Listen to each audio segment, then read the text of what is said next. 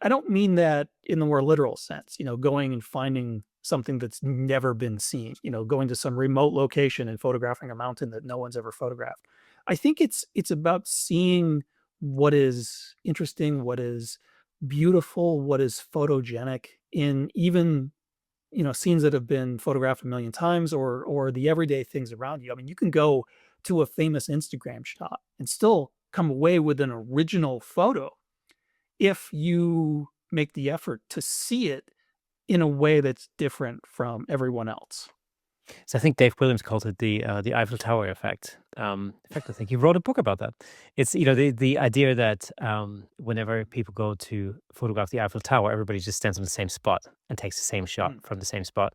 And so the idea would be to see if you can get a different angle, see if you can get a different way to photograph that same subject, which incidentally is actually a great exercise. mm, yeah, absolutely. And I think, if I were to take this a little bit further, to me, the Eiffel Tower effect is the fact that everyone who goes to Paris wants to photograph the Eiffel Tower.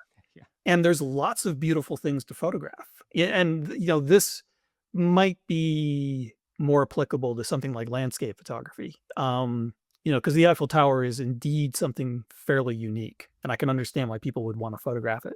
But a lot of times, like famous landscape photography compositions, they're beautiful, but they're famous just because someone made them famous, in the sense that they're not necessarily the only thing in a location that you can photograph. I think of some of the famous shots of Ansel Adams in the Grand Tetons, like the Snake River Overlook or Schwabacher's Landing. You go to those locations and there are gonna be hundreds of photographers there every day. Yosemite. I mean, that's exactly the Yeah, same. exactly.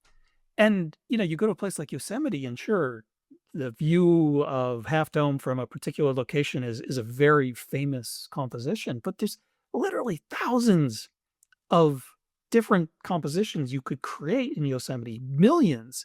There's so much beautiful scenery. Half Dome is not the only thing that you could photograph.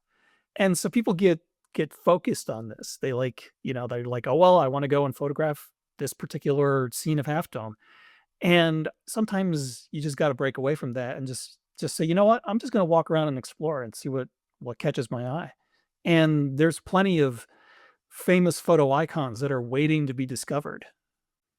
Yeah, I mean, so Yosemite is one of the places I love. I've been there several times, and it's a little bit to me. It's a bit like an onion. You peel a different layer away every time. And there's just so many different dimensions to it. It's the geography, the rocks and the mountains and that sort of thing. But there's so many other things. Just the wildlife. It's a certain style of photography that just happens to cross over into multiple genres, but I'm still very much specializing in these in this way of seeing the world that is uniquely my own, if that makes sense.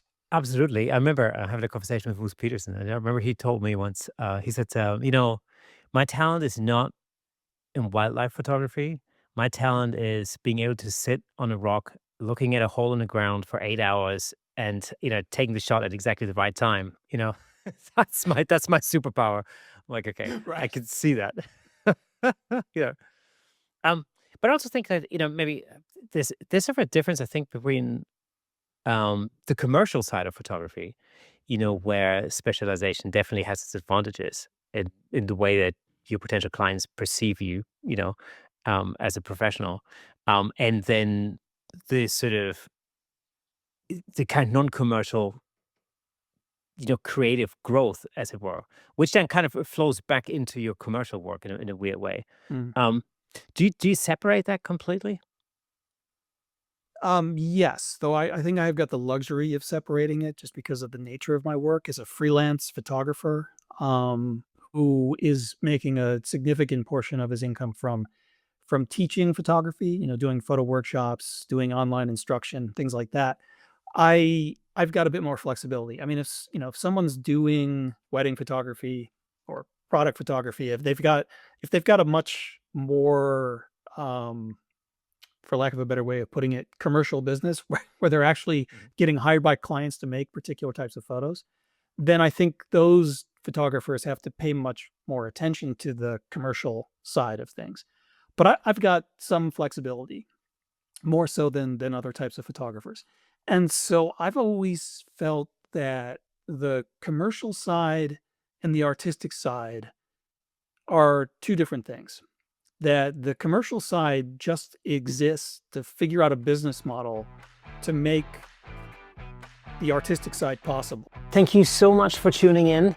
If you enjoyed that clip, then press here for the full episode in glorious Technicolor. Hey, and don't forget to subscribe.